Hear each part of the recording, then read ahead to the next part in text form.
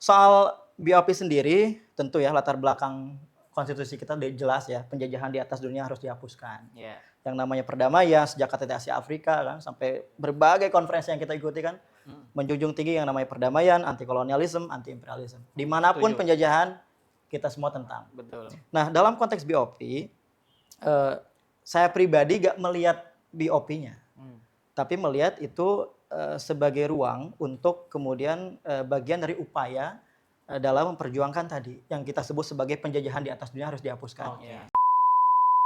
Dari statusnya BOP sendiri itu keanggotaannya bahkan apa ya, kita kalau bilang di UN itu semuanya tuh harus same level, tapi di situ ada tulisan Donald Trump yang jadi istilahnya ketua BOP sampai Dominan lah. Iya, sampai dominan ya, sampai waktu yang tidak terbatas gitu. Bahkan kalau Donald Trump selesai jadi presiden, BOP still exist, masih Donald Trump yang handling. Banyak traits di diplomasi, tapi kalau ngelihat dari apa yang Nata bilang juga, di satu sisi, what options are we have on the table? Tadi kan gue bilang selangkah lebih maju. Gak mudah, ada tantangan baru adalah bagaimana kita membaca psikologis internal orang Palestina. Waktu saya di Yordan kemarin, teman-teman aktivis kemanusiaan yang udah memang terjun di sana ya, itu dikasih misi oleh pemerintah kita bahwa tolong dong cari psikologis atau baca psikologis orang Palestina ketika kita masuk ke sana, mereka terima gak sih? Jangan-jangan mereka gak terima. Komitmen kita itu yang memungkinkan opsi-opsi lain yang tadi ya. Karena opsi di table ini semakin terbatas. Kalau nggak kita create an option, there's no option at all.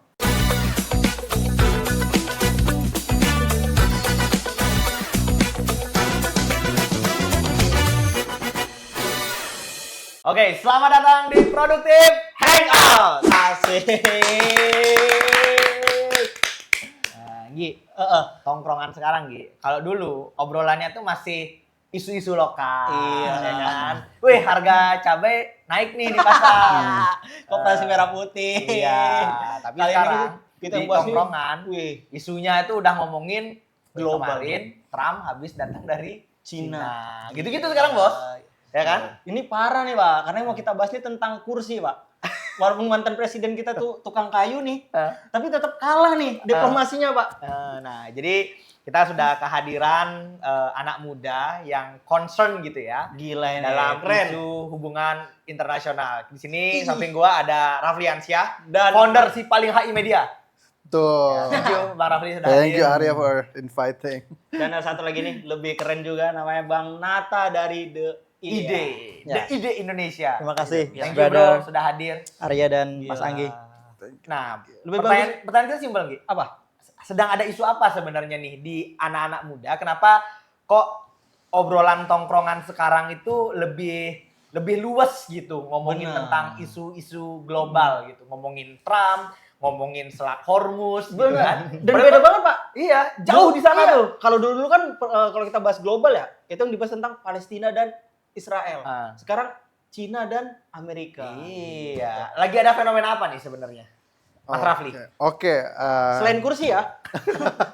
Oke, thank you Arya udah nanyain. Jadi memang kalau kita dulu ya, kita mahasiswa pas zaman kuliah 10 tahun ke belakang ini, dunia tuh waktu itu isunya perang dagang ya, isunya sesuatu yang masih non konvensional, yang masih karena belum ada sesuatu yang sifatnya direct gitu, serangan dan lain-lain ya. Nah, tapi per tren beberapa tahun terakhir nih, negara-negara kita selama ini kalau belajar HI itu kita melihat negara-negara itu menahan diri, gitu. Tapi sekarang nih negara-negara mulai melewati batas-batas kewajarannya gitu. Benar. Borderless. Baru pertama kali kita lihat ada presiden dari suatu negara diculik pertama kali dalam abad ini. Kita biasanya baca itu di buku gitu, di sejarah-sejarah, tapi kita sekarang ngelihat itu langsung.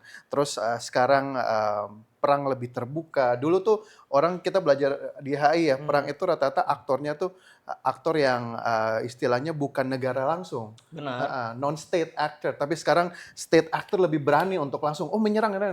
Dan kalau kasusnya kayak gini, kita tuh sebenarnya ngerasa kedampak gitu, dampak baik di kehidupan sehari-hari, dan obrolan berita sekarang tuh lagi lebih banyak gitu. Jadi kita ngelihat berita, kita tercenderung anak-anak muda suka ngerespon. Setuju. Gitu. Nah, jadinya mau anak HI atau bukan, kita semua tipikal yang pengen juga tahu, kita curious. Makanya semakin ramai itu kalau dari kita ngeliat tren-tren di kalangan anak AI. Mungkin Nata bisa menambahkan juga. Bang Nana si spesialis Timur Tengah, Mas. Asik. Harga kurma berapa sih Bang modalnya? Bang?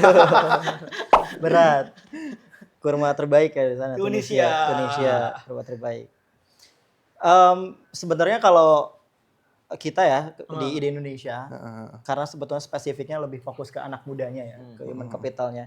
Dan background gue sendiri kan sebenarnya bukan HI amat, karena tadi ya Islamic Civilization, Islamic Studies, history juga spesifik tentang Timur Tengah. Tapi kebetulan seneng aja baca isu-isu global. Kenapa sekarang ini bahasan anak-anak muda ini lebih luas dan lebih luas gitu, luas dan luas. Karena nggak bisa dipungkiri, kita sekarang di era Internet of Things, nggak terbatas, borderless, semua informasi masuk langsung ke layar HP kita. Trump ke Beijing nih, nggak perlu nyari kemana-mana, buka scroll langsung ada fotonya. Jadi yang tadinya isu ini jauh di langit menjadi membumi. Itu pertama. Setuju. Abundance of information. Informasi yang kemudian membeli. Kalau dulu kan tantangannya akses informasi susah nih. Kalau sekarang justru tantangannya informasinya kebanyakan, melimpah. Perlu disaring lagi. Nah, makanya perlu disaring lagi. Dan kemudian kenapa juga ini menjadi bahasan di tongkrongan, karena apa yang terjadi global itu yang kemudian berada di media sosial ya, peperangan, selat harus ditutup, ekonomi, itu kan ngaruh ke kehidupan sosial kita. Ke harga tuku, boleh sebut merek nggak? Boleh, nggak apa-apa. Ke harga kopi, harga gorengan, contoh minyak, kemudian dihambat, kemudian produksi harganya naik, logistik juga naik, kemudian harga jual juga makin tinggi. Makanya kemudian sangat-sangat relate kalau memang kita bicara isu global di tongkrongan, karena memang mempengaruhi sekali kehidupan sehari-hari kita. Kita udah jadi global citizen lah ya. Betul. Kita udah jadi orang warga Anggi global. yang dari Binjai aja udah ngomongin Trump, bro. Betul. Nggak kampung-kampungan ini, Pak. Iya. Kita tahu kok Pak JK yang katanya ke Iran untuk diplomasi itu, kita tahu kok berita-berita itu. Tapi sebagai anak HI itu beneran. Pak JK menegosiasi itu. Keren sih kalau bisa sih. Wah, ya, hanya respon singkat ya. Berdasarkan berita kunjungannya benar, tapi tentu kita yang kita baca tuh terjadi obrolan-obrolan. Tapi untuk konkretnya seperti apa, tentu harus ada follow up update, baru kita bisa mengomen lebih lanjut. Tapi Ngi, sebelum kita ngebahas yang paling current issue ya. Bener. Gue tuh sebenarnya tertarik tuh dengan siapapun yang gue ajak ketemu, gue pasti selalu nanya bagaimana stance mereka melihat Indonesia bergabung dengan BOP. Ya kan? Lo tau BOP kan? Tahu. Apa coba? Gue nggak tahu panjangannya apa, tapi intinya adalah ini nih ya. Ini cuma lucu kali Pak, sumpah. Aku tuh kan menonton sesuatu itu nggak nilai dari captionnya, karena menurut aku caption tuh bisa disetting dari media yang dibayar kan. Nah tapi kalau komentar tuh kan liar banget kan, maksudnya kayak sok-sokan nih Pak Prabowo mau jadi penengah gitu. Nah, jadi gini, kenapa gue tertarik menanyakan ini? Karena gue yang juga latar belakangnya HI ya, bisa melihat dan menspekulasi, nih orang nih realis kah, liberalis kah, konstruktivis kah, dari pandangan dia melihat bagaimana pilihan Indonesia untuk bergabung dengan BOP. Terlepas bagaimana dilematisnya ya, tapi ini based on your opinion aja, personal opinion aja, gimana memandang Indonesia memutuskan untuk bergabung ke BOP? Kak Raffi. Silahkan Mas Nata Oh, dulu. Nata dulu. Oh, tadi udah ya. Coba dulu nih. Kan nggak mungkin saya kan. Saya cuma anak Binjai Pak. Disclaimer dulu ya. Ya. Jadi bicara Internet of Things tadi, kita sekarang tuh sebenarnya ada fenomena yang namanya the death of expertise. Ya. Kematian kepakaran. Di mana dengan terbukanya informasi, media itu semua orang punya uang untuk bicara. Si A backgroundnya misalnya ekonomi, kemudian bicara hukum. Si A bicara hukum, background hukum bicara tentang agama misalnya dan lain-lain. Banyaklah kemudian sekarang setiap orang punya bicara. Nah endingnya adalah dalam konteks sejarah atau dalam geopolitik, orang melihat potongan 30 detik atau melihat sebuah gambar, satu slide atau 5 slide, kemudian menyimpulkan sebuah misalnya menyimpulkan sebuah isu atau menyimpulkan sebuah permasalahan atau problem ya. Ini kan sebenarnya fenomena yang terjadi. Nah, makanya disclaimer dulu nih, kita dalam konteks ini sedang memberikan makanan akal ya, food of thought buat teman-teman semuanya. Jadi jangan sampai ini dijadikan sebagai referensi. Gitu kan, jawaban kita yang cuma 15 detik kemudian menjadi referensi teman-teman untuk standing point politik apalagi. Soal BOP sendiri, tentu ya latar belakang konstitusi kita udah jelas ya, penjajahan di atas dunia harus dihapuskan. Yang namanya perdamaian sejak KTT Asia Afrika kan, sampai berbagai konferensi yang kita ikuti kan, menjunjung tinggi yang namanya perdamaian, anti kolonialisme, anti imperialisme. Dimanapun penjajahan, kita semua tentang. Betul. Nah, dalam konteks BOP, saya pribadi gak melihat BOP-nya, tapi melihat itu sebagai ruang untuk kemudian bagian dari upaya dalam memperjuangkan tadi yang kita sebut sebagai penjajahan di atas dunia harus dihapuskan. Jadi BOP ini adalah ruang atau sebuah sebuah tempat atau sebuah wadah yang memang bagian dari ikhtiar memperjuangkan itu. Ada kan ruangnya dan kemudian kita masuk untuk memperjuangkan itu. Selama ini gini, Indonesia udah banyak kirim bantuan ke Palestina. Setuju kan? Banyak sekali lewat Basnas, lewat lembaga kemanusiaan, Yayasan Amal dan lain banyak sekali. Termasuk Ide Indonesia Maret lalu kita ke perbatasan Palestina di Yordania. Kita 3 minggu bersama pengungsi Palestina di sana. Dan kita melihat langsung situasinya dan kemudian kita juga melihat langsung apa yang kemudian mereka butuhkan.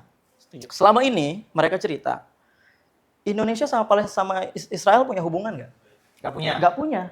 Nah, untuk bisa kirim bantuan ke Palestina harus izin ke Israel. Tapi dalam konteks ini Indonesia nggak punya hubungan dengan Israel. Artinya apa? Nggak bisa masuk. Bantuan itu terhambat atas nama pemerintah itu. Mau pakai Hercules beberapa kali kan sempat delay, sempat kemudian terhambat. Termasuk bantuan-bantuan lain yang sudah masuk itu rata-rata lewat swasta.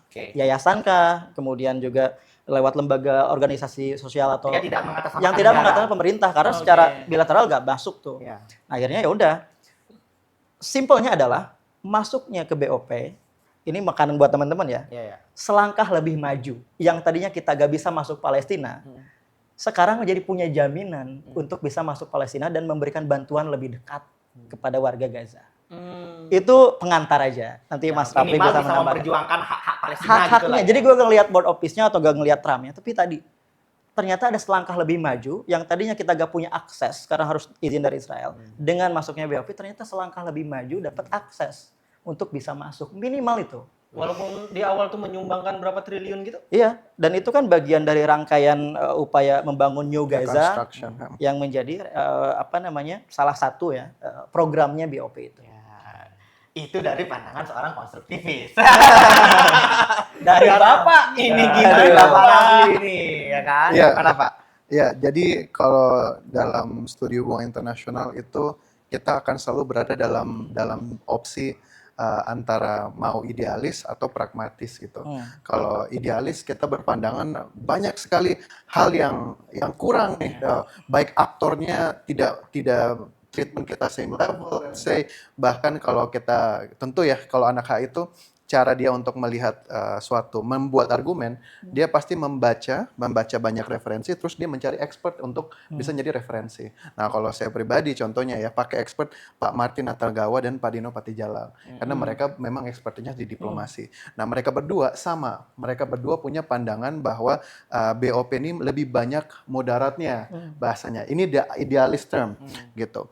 Nah waktu itu Pak Dino sendiri bahkan menyampaikan sebelum dipanggil ke istana, menyampaikan ada 4 poin kenapa BOP ini lebih banyak kelemahannya. Kita betul ya, kita akan dapat akses lebih ke Palestina, kita akan mendapatkan hal yang sebenarnya selama ini terbatas karena aspek hubungan diplomasinya tidak jalan. Dan itu udah harga mati. Gak ada hubungan diplomasi, gak bisa kita punya izin.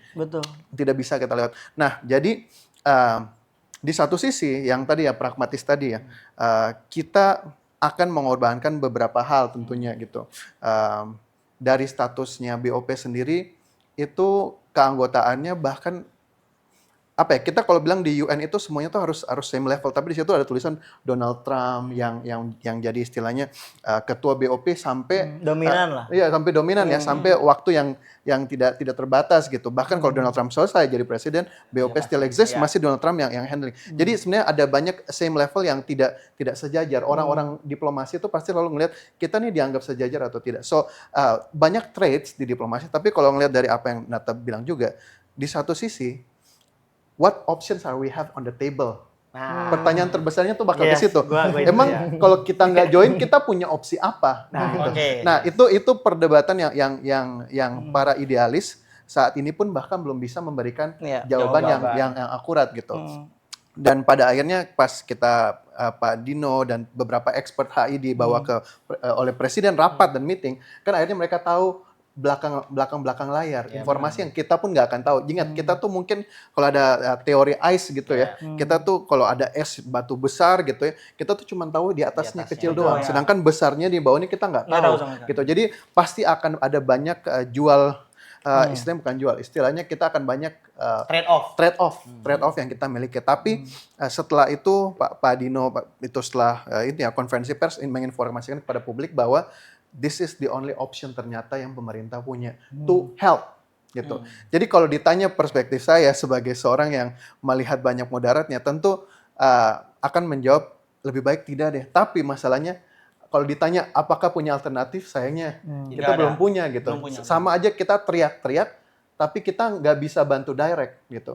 Nah ini salah satu cara one way yang memang yang kita punya di table dan sepertinya belum ada yang bisa lebih baik dari ini. Bukan berarti ini paling baik, tapi lebih baik dari ini belum ada. So Oke. that's jawaban paling menjawab segala sisi dulu. Stance lu apa berarti Kak? Kalau boleh tahu aja. Tadi kan nih. Gua kontra. Tapi sayangnya gue belum bisa memberikan kontribusi yang lebih spesifik cara lain gitu. Nah, jadi it's a shame dalam satu sisi kita pengen ngasih ide tapi bahkan para expert pun belum bisa menggambarkan cara-cara ideal gitu. Jadi bisa dibilang kontra without alternative gitu. Karena memang banyak mudaratnya. Karena kalau dalam diplomasi gue selalu percaya kita harus di treatment same level. Kalau kita nggak same level, outcome-nya tuh unpredictable. Sedangkan outcome yang bisa predictable itu jauh lebih ideal gitu. Karena kita nggak tahu setelah kita udah join BOP, Donald Trump bikin something, kita nggak tahu resikonya. Yes, Gitu. itu poin gue juga sih. Karena kalau gue pertama kali tanya sama pacar gue, Nggi, menurut pandangan kamu gimana? Menurut gue, Prabowo make a good decision. Karena apa? Karena no option.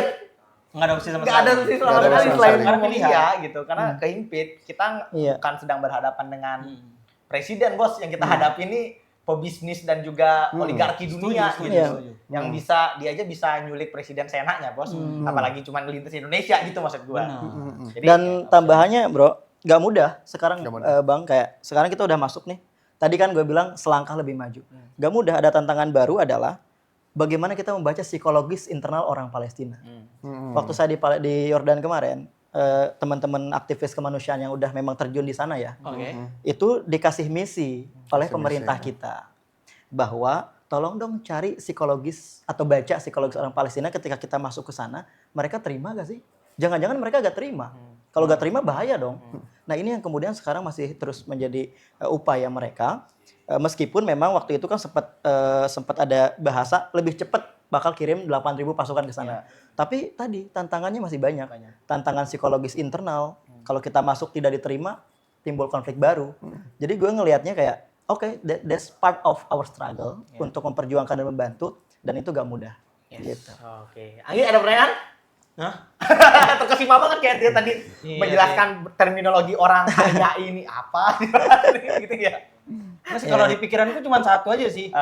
Apakah itu membuat Indonesia jadi lebih aman? Itu aja. Nah, pertanyaannya nih relate sama pertanyaanku nih. Kita kan sebenarnya sekarang ada di era presiden yang sebelumnya, yang gue anggap Presiden Jokowi itu kan secara movementnya dia dalam panggung internasional itu kan lebih ke inward looking ya. Lebih banyak ngurusin di dalam gitu. Setuju. Terakhir kita punya presiden yang outward looking itu adalah di era SBY, ya kan? Yang memang dia diplomasi global itu kuat tuh kemana-mana.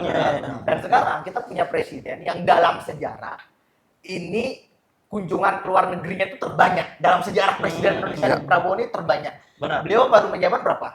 Hampir 2 tahun lah ya. Hampir 2 tahun. Tapi kunjungan ke luar negerinya itu udah berapa puluh kali gitu. Bahkan melebihi era periodenya Pak Jokowi gitu malah. Benar. Nah, relate dengan pertanyaannya Anggi. Kalau dari kacamata kalian sebagai orang muda, terus nata diaspora ya sebutannya ya.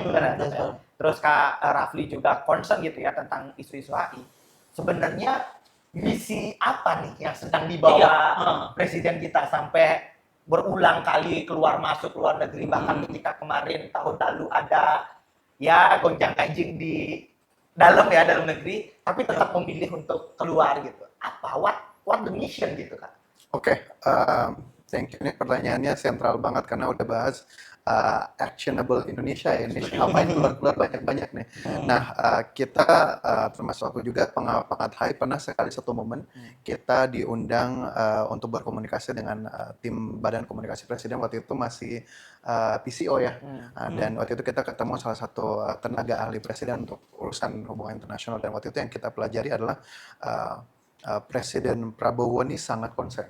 Satu kata yang bisa bilang sangat concern itu artinya ingin terus engage dan terlibat. Itu bisa dilihat dari pas beliau dilantik, banyak sekali tamu undangan dan beliau hafal setiap nama-nama tamu undangannya. Jadi beliau punya special concern di hubungan internasional. Nah, jika ditanyakan terus apa nih alasan beliau seperti itu gitu. Satu sisi pertama pribadi beliau memang sejak awal very internationalist. Internationalist artinya apa? Beliau melihat diri beliau itu sebagai warga dunia yang harus terus terlibat gitu, akan ikut terlibat dalam perdamaian dunia. Jadi beliau ingin terus Indonesia ini harus banyak sekali momentum-momentum pasar itu kita jemput. Beliau tipikalnya yang harus dijemput langsung. Nah, makanya setelah 10 tahun kita belum hadir ya secara offline di UN, Presiden Prabowo akhirnya hadir kemarin ya di sidang Majelis Umum PBB ya, dan memberikan pidatonya. Itu adalah bukti konkret bahwa Presiden kita akan terus berkomitmen sampai akhir term beliau untuk memperkuat komitmen kerjasama gitu. Makanya selama ini kita, kalau pengamat itu kita selalu nanya, pas beliau pulang tuh oleh-olehnya apa sih ke kita gitu. Nah, banyak yang kita lihat sifatnya comprehensive economic partnership sama beberapa negara, Australia, perjanjian perdagangan, komitmen investasi. Hal-hal itu sebenarnya pada dalam hubungan internasional kita belajar juga ya dalam konsep liberalisme. Relation itu it works harus dijemput gitu. Terkadang kita komunikasi virtual dan lain-lain aja itu ya udah kita bisa gitu. Tapi kalau kita ngejemput langsung opportunity, it's a game changer karena hubungan people to people itu penting. Ketika presiden ketemu dengan pemimpin negara, komitmennya jauh lebih besar. Wah, Bapak Presiden datang ke negara kami. Dalam diplomasi, everything is political. Meaning gesture datang aja it's very political. It means bahasanya ya, kalau saya hadir ke sana, bahkan saya saking seriusnya saya datang sendiri gitu. Nah, meaning kalau dalam bahasa diplomasi kita adalah komitmen kita jelas, we want more cooperation. Makanya kalau kita dari pengamat kita ngelihatnya presiden has a vision untuk hubungan-hubungan itu semuanya harus diaktifasi gitu, dengan berbagai negara. Nah, di Inggris berapa kali, di Jerman berapa kali. So kalau conclusionnya adalah presiden kita is an internationalist, dan tugas kita sebagai pengamat itu selalu questioning outcome dari beliau itu apa supaya pertemuannya jadi produktif. We don't want an internationalist president keluar tapi nggak bawa apa-apa, sayang banget gitu. Makanya as an international kita harus seperti itu. Ya, kita nggak mau datang-datangnya presiden bawa berita hotelnya 300 juta gitu, kita nggak mau itu sebetulnya. Makanya narasi gorengannya kan itu kan, padahal ada banyak hal agenda yang dibuat sama presiden gitu, Nggi. Tapi untuk ke Nat, kasih sedikit value of global peace-nya dong, Nat. Kan kita dari kemarin tuh disuguhkan banyak banget perang kan, Nggi. Ukraina, Rusia. Ya kan? Terus-terusan. Tiap tahun tuh selalu berganti kan. Palestina, Israel kan udah dari lama, dari kapan tahu gitu. Terus Amerika, Iran. Amerika, Venezuela. Nah, the mission of global peace-nya ada nggak sih lo, Nat, ngelihat Nat? Ya. Part presiden ini? Sebenarnya kan fondasi gagasan hubungan internasional kita kan dulu Bung Karno bilang hubungan internasional adalah hubungan antar sesama manusia.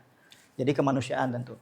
Dalam konteks geopolitik sekarang, di mana situasi global itu sekarang menjadi perbincangan publik ya, penting bagi Presiden Prabowo untuk tadi engage dan terlibat untuk bertemu langsung dengan mereka. Satu, tentu misinya adalah bagaimana memperkokoh bilateral dan persahabatan.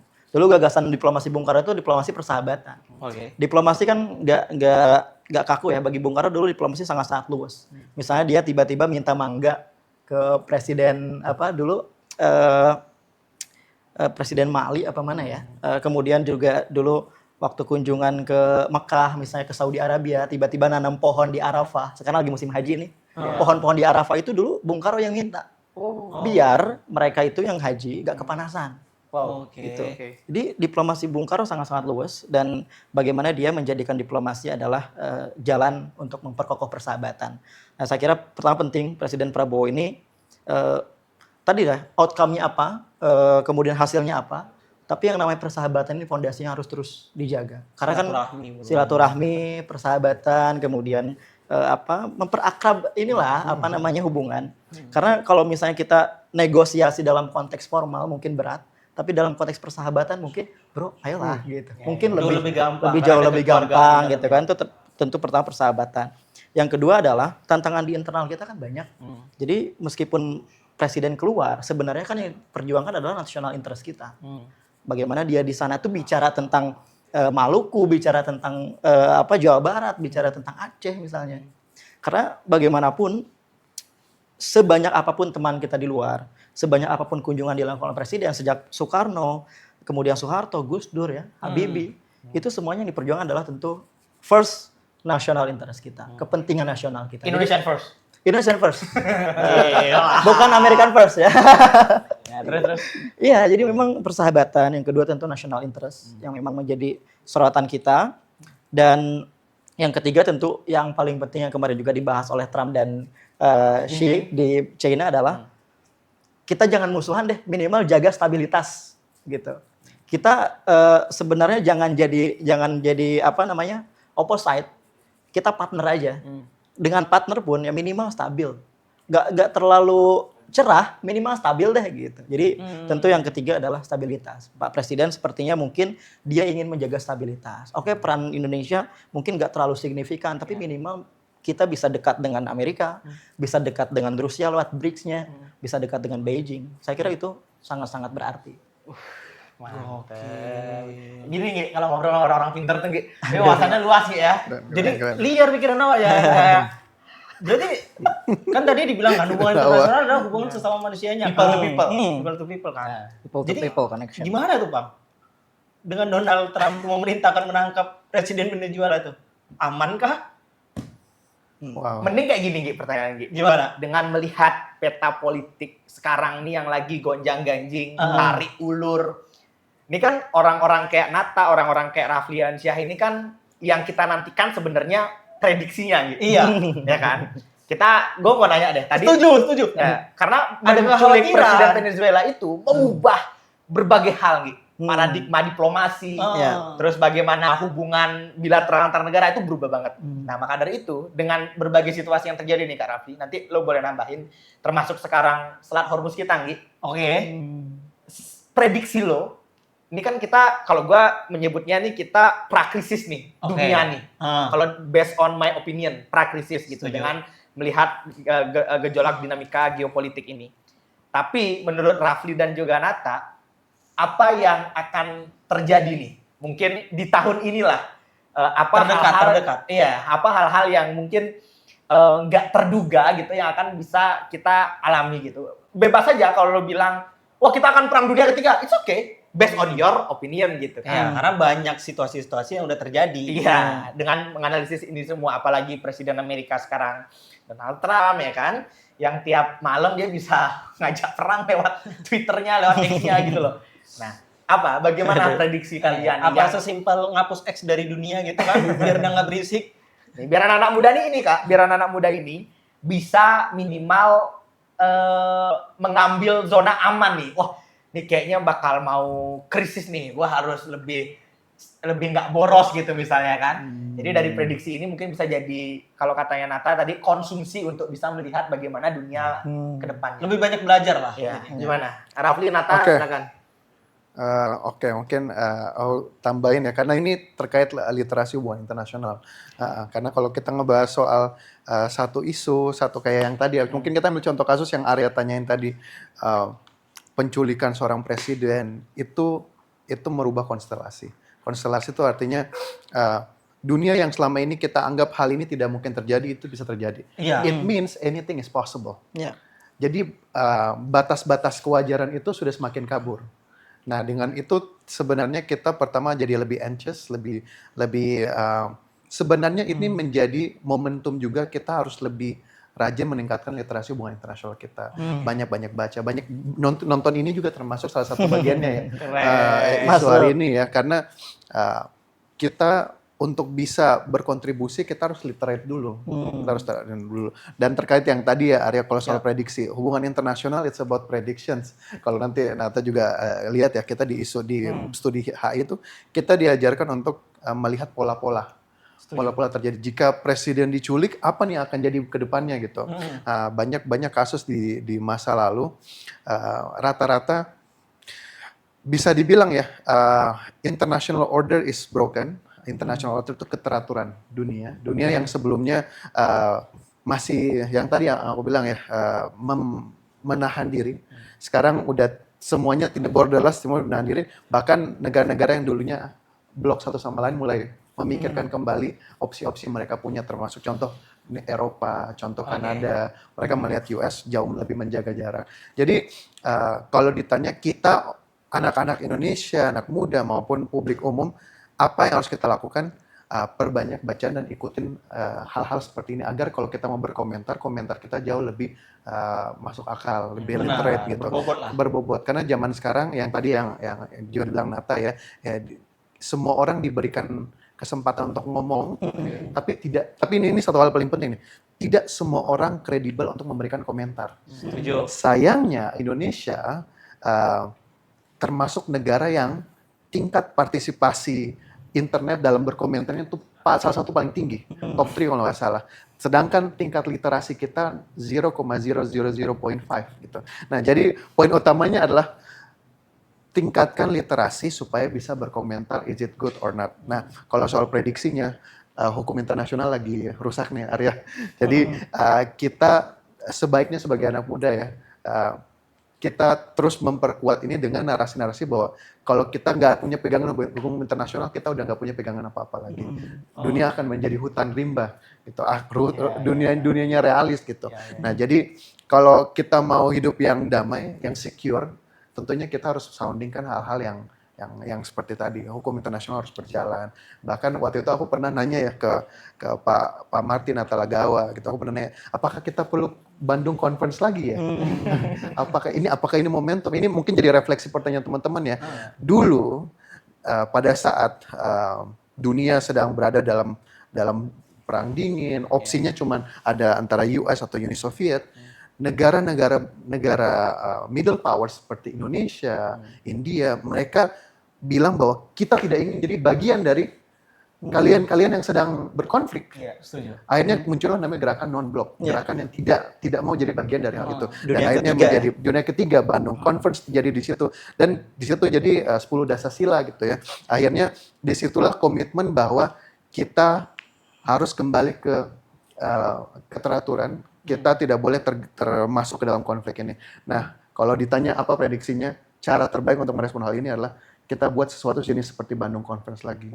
Kita perlu komitmen kita itu ya yang memungkinkan opsi-opsi lain yang tadi ya. Karena opsi di table ini semakin terbatas. Kalau nggak kita create an option, there's no option at all.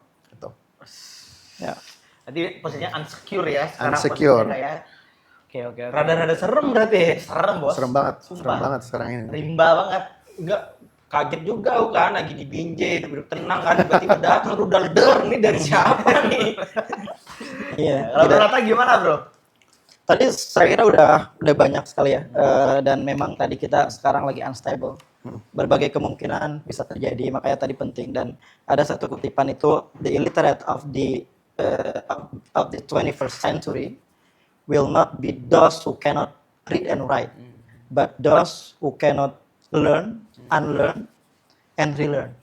Jadi buta huruf di masa sekarang nih anak-anak muda bukan bagi mereka yang nggak bisa baca dan nggak bisa nulis, tapi bagi mereka yang nggak belajar dan bagi mereka yang tidak menyaring dan bagi mereka yang tidak mengkritisi. Makanya we have to dialogue with the text. Jadi jangan sampai teks itu menjadi benda mati.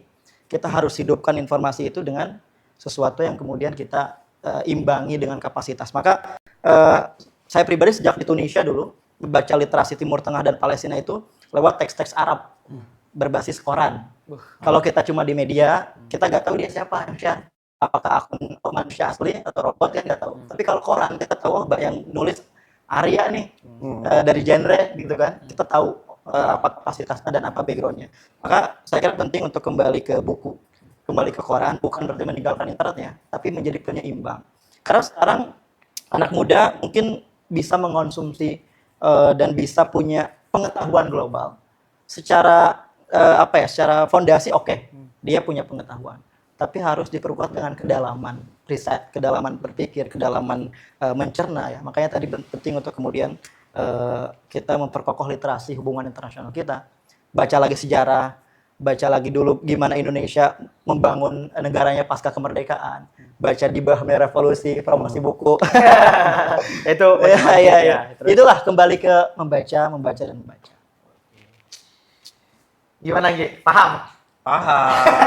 Sampai sini paham. Intinya kita tuh harus saring dulu baru sharing. Saring dulu Masuk. Iya, jangan tiba-tiba takut gitu kan. Nah, untuk mungkin terakhir. Ini kan sebetulnya selain kanal untuk dikonsumsi oleh orang muda atau anak-anak muda, sebenarnya podcast kita ini juga didengar juga nih sama pimpinan-pimpinan yang di atas tinggi, ya kan? Yang menjadi penting adalah memang kanal podcast ini sebetulnya kita ingin menghimpun orang-orang muda seperti Rafli, seperti Nata untuk bisa purpose something gitu kepada orang-orang yang ada di atas sana. Menurut Rafli dan juga Nata, apa yang seharusnya kita lakukan, katakanlah presiden lakukan Setuju. di tengah situasi seperti sekarang. Tadi udah nyebut gagasan yang menurutku cukup radikal gitu ya, buat Bandung Conference lagi gitu. Ya. Tapi selain itu, Kaget sih tiba-tiba kasih ide itu ya. iya. Menurut selain itu apa Kak sebagai closing, apa aspirasimu yang mungkin desire-mu yang mau kamu sampaikan gitu bahwa ini loh seharusnya yang dilakukan negara kita. Ada ide dalam apa situasi gitu? ini? Ya, silakan. Wah, mungkin Nata dulu mau ide? Bang Rafli dulu silakan. Oke, ide ya. Pertama untuk teman-teman anak muda ya, ide itu adalah our best instrument, our best weapon saat ini. Kita belum berada dalam posisi mengambil keputusan. Oke. Yang bisa kita lakukan adalah aktif dalam menyuarakan ide-ide agar keputusan-keputusan itu yang tadi tersaring juga ide-ide kita Benar. sampai menjadi suatu decisions. Jadi kalau bisa dibilang anak muda harus ngapain, lebih banyak tadi betul literasi sama menyuarakan, dan menyuarakan itu sebaiknya jangan sendiri-sendiri, berkolaborasi kayak forum seperti ini agar lebih mudah didengar. Nah sekarang pertanyaannya nih, jika bisa memberikan rekomendasi ya, mungkin bukan apa yang seharusnya atau apa ya yang bisa menjadi suatu alternatif yang bisa dilakukan. Setuju. Nah, itu pertama tentu lebih banyak melibatkan ya, baik dari sisi expert maupun dari sisi anak muda dalam dialog, dalam pengambilan keputusan, libatkan dalam forum-forum apapun itu. Kan sekarang enaknya ya, presiden sudah mulai banyak expert didatangin ke itu. Nah, baiknya di istana, sebaiknya ini ya, ini saran juga, kalau bisa sebelum mengambil keputusan besar dikumpulin dulu, bukan setelahnya gitu. Mungkin itu bisa jadi salah satu autokritik juga ya, biar para expert ini tentunya bisa jadi bagian dari nuansnya Pak Presiden tentunya. Dan kedua, saat ini mungkin untuk kepada para pemimpin kita saat ini, perlu banyak inovasi, inisiatif yang Indonesia lakukan kembali. Tidak harus dalam bentuk Bandung Conference. Itu hanyalah suatu Salah satu Imajinasi lah ya. gambaran yang bisa dilakukan. Tapi saat ini ya, tadi pagi saya baru baca juga komentar dan artikel di teman-teman di FPC, sempat komentar, ada salah satu expert bilang, do middle power need to have another Bandung Conference gitu. Jadi pertama kita sadari bahwa kita masih middle power. Meaning hal yang bisa kita lakukan hal-hal yang seperti ini, penyuaraan dan aktivisme. So ide yang bisa saya kasih yaitu perlu ada, gak harus Bandung Conference, tapi a conference yang able to digest setiap suara-suara baik anak muda, expert maupun negara-negara middle power. Kita di saat dimana kita butuh banget leadership dari middle power. Karena aku pernah nanya juga, ada di salah satu mantan menteri Mesir, aku pernah nanya, namanya Mr. Nabil Hasmi. Beliau tuh aku nanyain, the question-nya agak radikal. Middle power bisa apa sih? Di saat saat ini dunia udah nggak stabil. Negara sekarang udah terima, bahkan I said to his face, Arya, I said bahwa the strong do what they can and the weak suffer what they must. Gitu. What middle power can do? You know what? Beliau bilang, I am a realist. Saya seorang realis. Tapi satu hal yang kalian harus tahu, middle power gak ngelakuin apa-apa aja di komentar. Oke. Apalagi kita ngelakuin sesuatu pasti di komentar. Jadi kritik will happen. Orang akan bilang kita nggak guna, nggak apa. Tapi kalau kita nggak ngelakuin apapun sama juga. Gitu. So at this moment, ide-ide seperti Bandung Conference itu hal yang diperlukan. Ini bukan tentang inovasi lagi, ini diperlukan. Karena kalau kita tidak menjadi leader dalam middle power, who gitu. Mungkin itu salah satu hal yang bisa dikasih. Thank you. Bapak Nata, gimana Bapak? Sebagai Bapak Global Peace. Tentu kita tadi banyak belajar dari Bang Rafli ya sebenarnya. Pertama, saya sebetulnya sejak kuliah memang senang baca tulisan-tulisan Soekarno sejak 20 tahun sebelum merdeka ya, waktu masih muda kayak seumuran kita.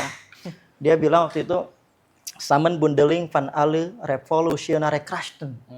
Mungkin yang paham bahasa Belanda dikoreksi kalau salah. Katanya, kita di Indonesia ini punya banyak sekali keragaman. Kekuatan ideologis, kekuatan kesukuan, kekuatan komunitas-komunitas. Nah, bagaimana kekuatan revolusioner itu kemudian kita satukan dan kemudian menjadi sebuah gagasan tentang persatuan nasional. Sejak dulu sampai sekarang kan narasi utama Presiden Soekarno sejak dulu adalah persatuan nasional. Maka sebetulnya poin pertama pesan untuk Pak Presiden di tengah ya stabilitas global yang memang tadi ya sedang gonjang-ganjing, tolong jaga yang namanya persatuan nasional. Yang namanya kerukunan antar umat beragama, konflik lintas suku, ya itu jangan sampai terjadi. Kita hidup sudah susah, minimal kita bersatu, minimal kita rukun. Itu yang paling penting ya. Persatuan nasional ini menjadi fondasi sampai kemudian kita merdeka, sampai kemudian kita sekarang bisa stabil. Dan ini jadi inspirasi. Timur Tengah itu satu suku, Arab. Tapi bagaimana kemudian satu sama lain saling konflik. Di Sudan sampai sekarang masih perang saudara. Perang saudara Sudan, sampai mahasiswa Indonesia yang ada di Sudan semuanya dipulangkan ke Indonesia dan kuliahnya dilanjutkan di Indonesia. Teman-teman kita dulu di Sudan. Jadi jangan sampai, kita harus terus menjadi inspirasi bagaimana unity in diversity, Bhinneka Tunggal Ika, Pancasila itu jadi kekuatan kita. Itu tolong jaga dan kemudian menjadikan itu sebagai kekuatan. Yang kedua sebenarnya bukan untuk presiden, tapi untuk semua yang memang punya amanah memangku kebijakan dan punya jabatan. Baik PNS, baik birokrat, siapapun lah. Di tengah dunia yang sulit, tolong jangan bikin birokrasi sulit juga. Permudah. Orang udah susah hidup, minimal ngurus BPJS mudah. Orang kemudian dapat akses kesehatan mudah, akses sekolah mudah. Jangan semuanya dipersulit. Makanya saya pribadi sering mengkritisi tentang kerja-kerja yang administratif. Masuk jam 9, pulang jam 4. Kalau ada telepon jam 6 atau jam 7 di luar jam kerja, nggak diterima. Padahal kita punya amanah, minimal punyalah empati untuk extraordinary kerja ya, tambahan-tambahan kerja yang kemudian bisa membantu masyarakat. Karena masyarakat nggak pernah tahu, dia butuh malam-malam, misalnya butuh ambulan, ada orang lahir, nggak ada ambulannya karena di luar jam administrasi misalnya. Nah, pesan untuk siapapun di birokrasi, siapapun di kebijakan publik, minimal permudah yang namanya birokrasi, sehingga mempermudah rakyat. Di tengah kehidupannya sulit tadi gonjang-ganjing ya, minimal birokrasi aja mudah. Orang ngurus KTP, ngurus apa sekarang, ngurus BPJS misalnya, bikin mudah. Yang ketiga, buat kita semua, buat Bro Arya dan Mas Anggi, kita semua lah. Kita perkokoh yang namanya collaborative movement. Yang namanya tadi individual movement itu is not enough. Kita harus kolaborasi, ini yang bikin kita kokoh. Bahasa Bung Karno dulu gotong royong. Dan kita semuanya, ini bagian dari kerja-kerja peradaban sebenarnya. Dulu Ibnu Khaldun bilang dalam bahasa Arab itu, harokah umroniyah, gerakan peradaban. Bukan gerakan-gerakan kecil, kita menjaga yang namanya keterputusan informasi. Mungkin ada yang nggak punya informasi tentang ini dari Mas Rafli tadi, tapi dengan adanya Mas Rafli tampil di sini, orang kemudian jadi memutus gap yang tadinya nggak tahu jadi tahu. Kita terus fasilitasi, kita terus menjadi bridge builder between young people and opportunities, between young people around Indonesia, across Indonesia dengan kesempatan-kesempatan yang ada, yang kita punya, akses yang kita punya, akses yang kita miliki. Maka di Indonesia kita punya prinsip bagaimana kita connecting the dots. Menghubungkan titik-titik yang terputus. Yang nggak tahu, yang nggak punya akses dihubungkan dengan berbagai peluang yang kita punya. Saya kira 3 poin penting tadi menjadi bekal kita semua lah ke depan. Like Amartya Sen said, national solidarity is geopolitical power. Geopolitical power. Luar biasa. Terima kasih Mas Rafli, Mas Nata sudah main-main ya, sudah memberikan pencerdasan lah. Minimal buat gue sama Anggi ya. Banyak hal-hal pemikiran baru yang kita dapatkan gitu. Anggi dari Binjai, gue dari Bali. Mendapatkan pandangan baru dari Mas Rafli dan Mas Nata sangat membuka cakrawala berpikir kita. Jadi merasa enggak, oh iya ya, ternyata hidup nih tidak setenang itu, Pak. Oke, Gi, sekali lagi kita ucapin makasih buat Thank you, Abang Terima kasih banyak, Udah brother main Anggi. kita. Siap. Bang Rafli, thank you banget. Bang Terima kasih Nata. banyak, Ya, brother. siap, thank you. Kita ketemu di episode selanjutnya. Thank you.